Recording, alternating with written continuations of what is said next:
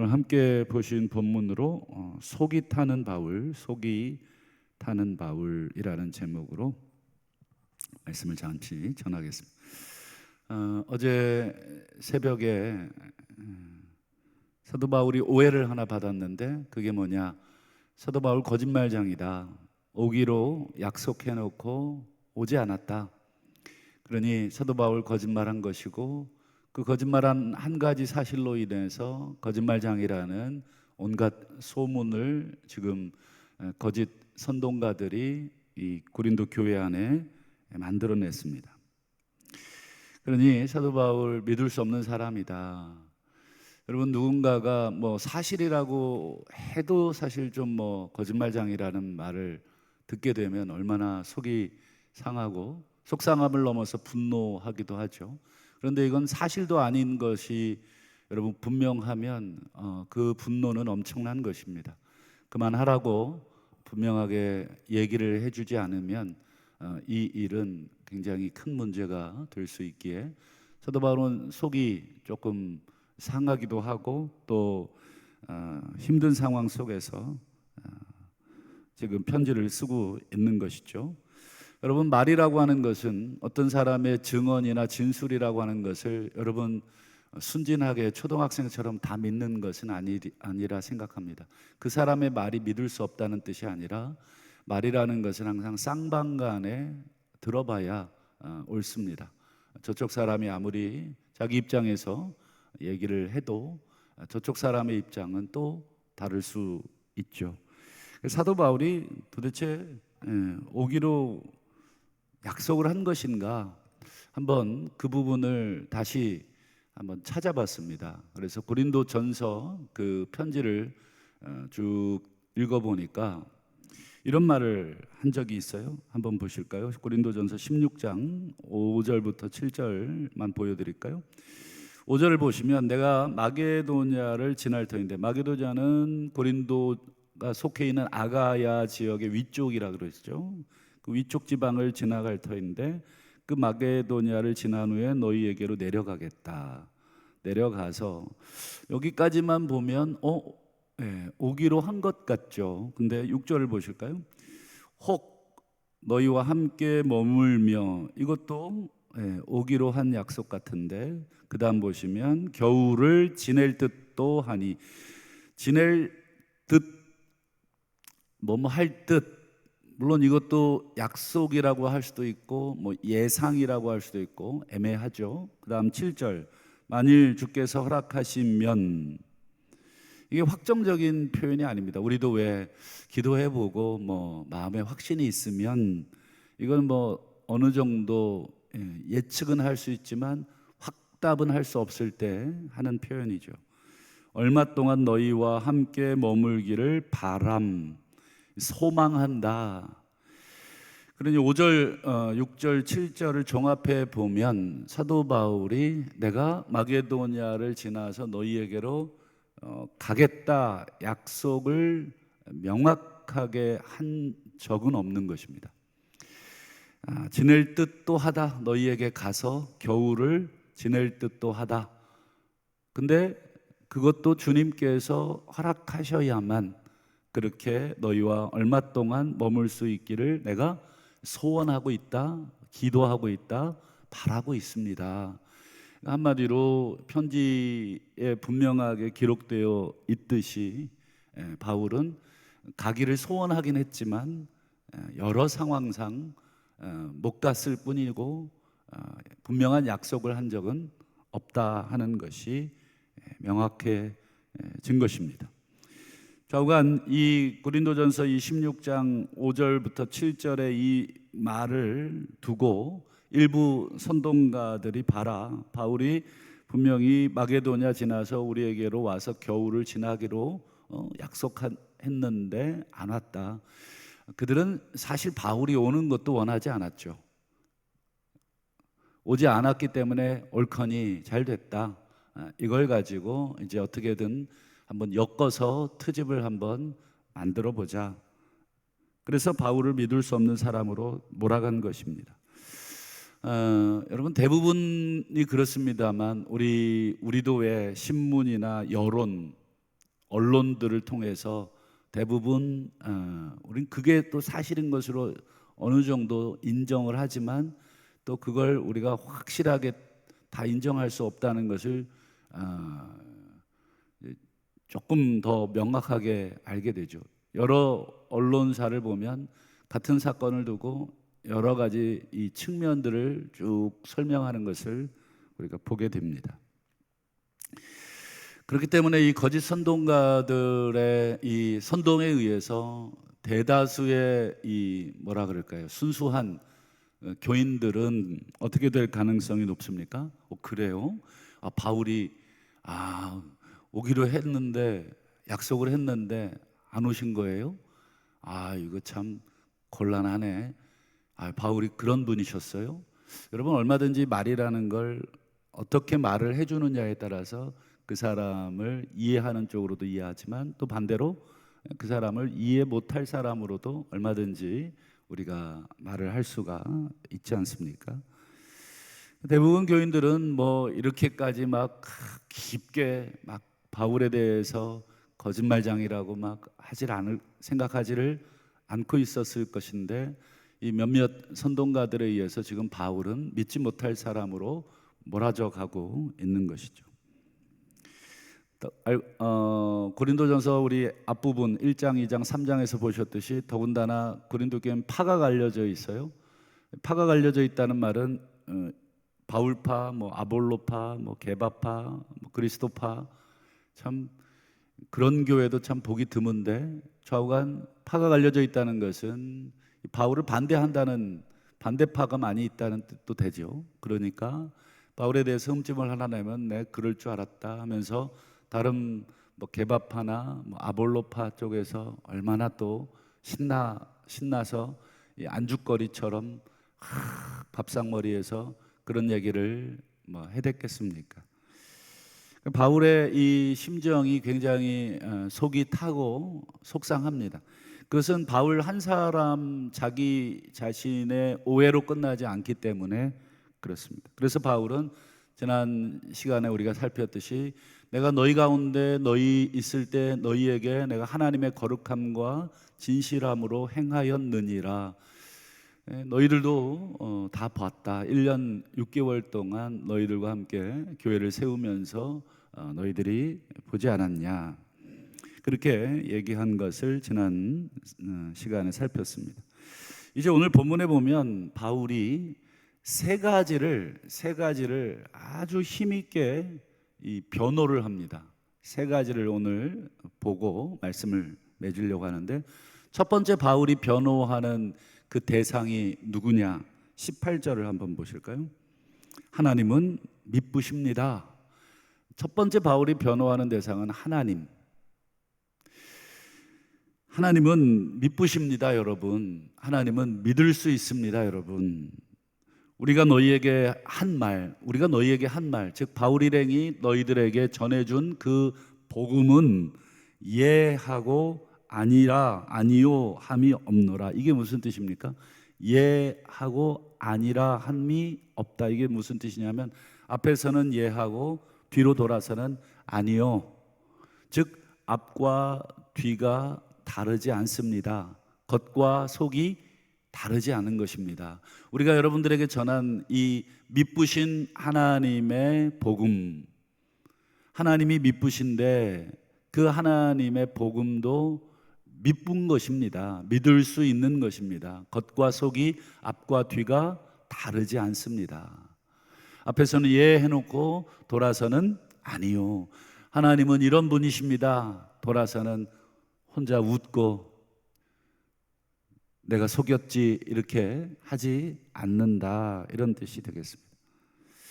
바울이 왜 지금 하나님을 미쁘신 분이십니다, 믿을 수 있는 분입니다, 그리고 우리가 전한 그 하나님의 말씀도 여러분 앞과 뒤가 다르지 않은, 즉 진실한 것입니다, 이렇게 왜 강조하고 있겠습니까?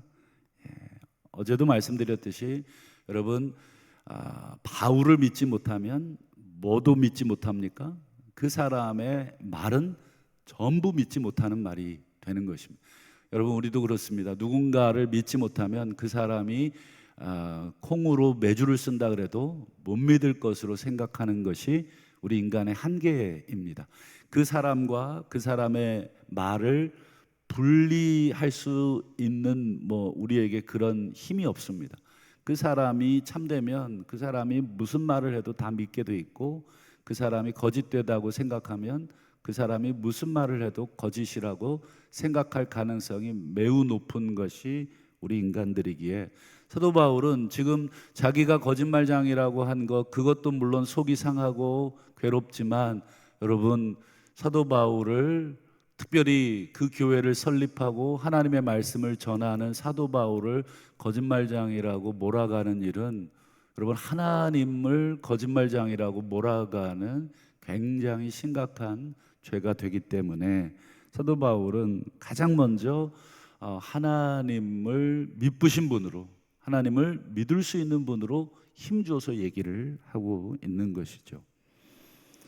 두 번째로 이제 바울이 아주 힘써서 변호하는 분이 있습니다. 우리 19절을 한번 보실까요? 너희 가운데 전파된 하나님 아들 예수 그리스도.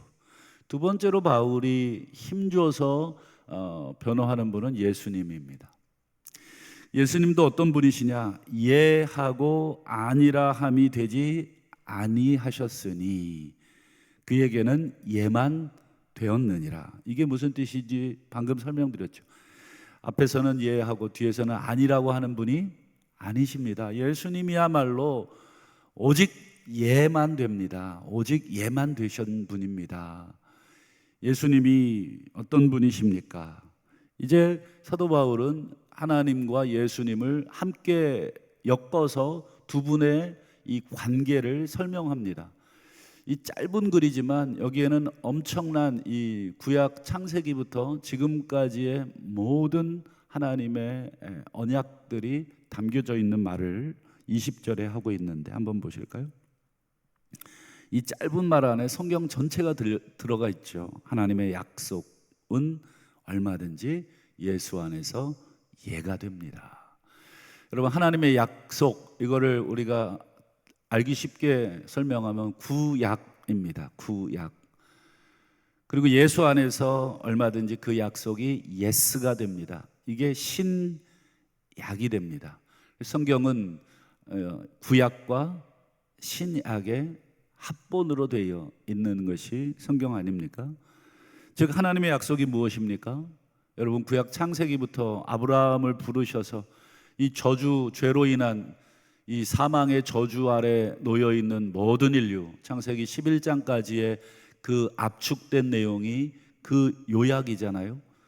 그 저주 아래 있는 인류를 아브라함 한 사람을 부르셔서 그의 순종을 통하여 하나님께서는 새로운 일들을 시작하셨고, 신약의 첫 성경인 창세기 1장, 마태복음 1장 1절에 보면 아브라함과 다윗의 자손, 즉 예수는 아브라함에게 하셨던 모든 약속을 어깨에 짊어지고, 다윗에게 하셨던 모든 약속을 어깨에 짊어지고 이 땅에 오신 그 하나님의 약속을 짊어지고 성취하러 오신 분으로 소개하는 게 마태복음의 시작입니다. 지금 사도 바울은 그 얘기를 하는 것입니다.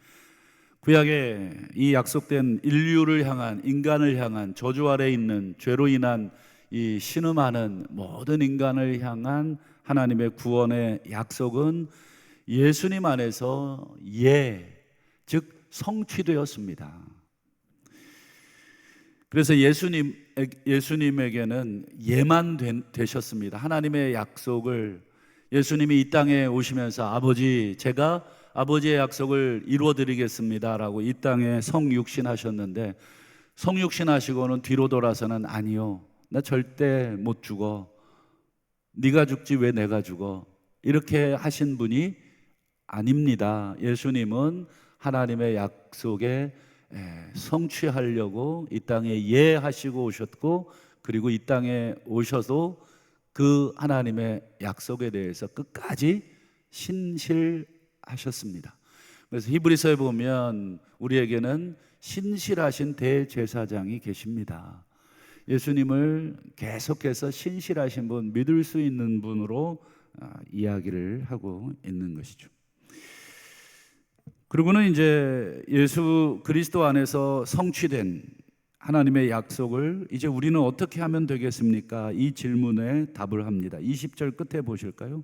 그런즉 그로 말미암아 예수님으로 말미암아 하나님의 약속을 성취하신 예수님, 즉 앞과 뒤가 똑같으신 분, 그분에겐 하나님의 약속에 대해서 예만 되신 그 예수님으로 말미암아 우리가 아멘하여 하나님께 영광을 돌리게 됩니다. 여기서 아멘이라고 하는 말은 진실로라고 하는 이 히브리어잖아요.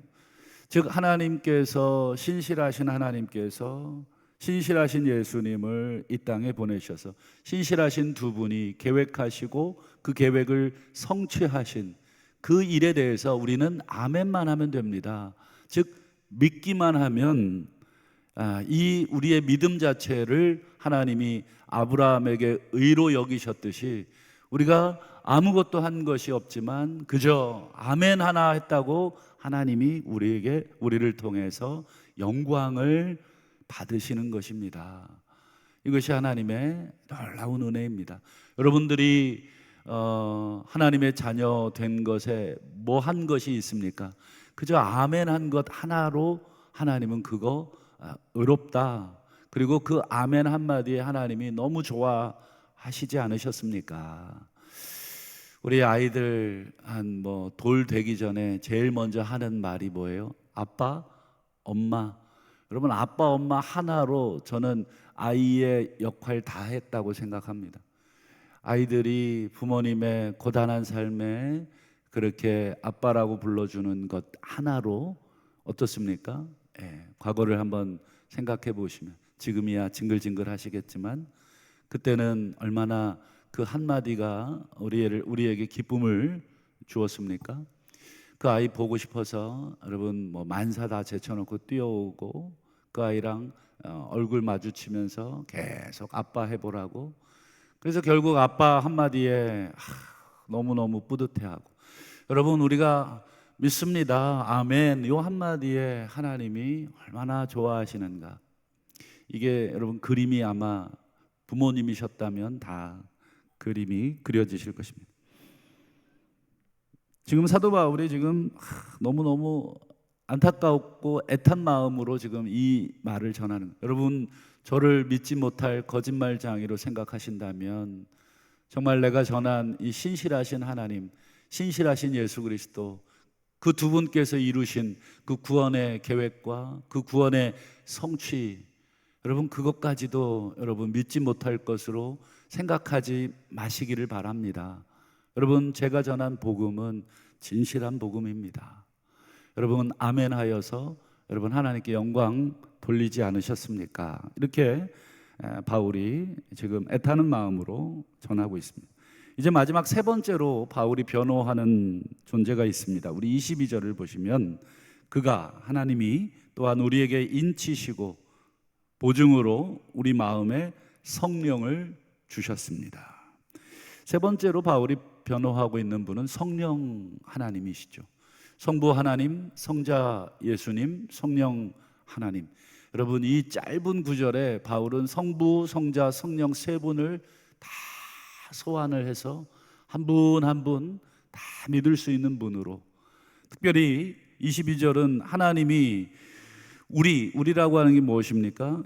예수 그리스도를 믿는 우리에게 인친다는 것은 여러분 도장 찍는다는 거잖아요. 이 도장이라는 건 이건 내 거라고 하는 고대의 확인 방법입니다. 어떤 편지가 이 편지는 내가 쓴 편지라는 걸 확인하기 위해서 밀랍을 녹여서 봉투의 입구에다가 봉인을 합니다.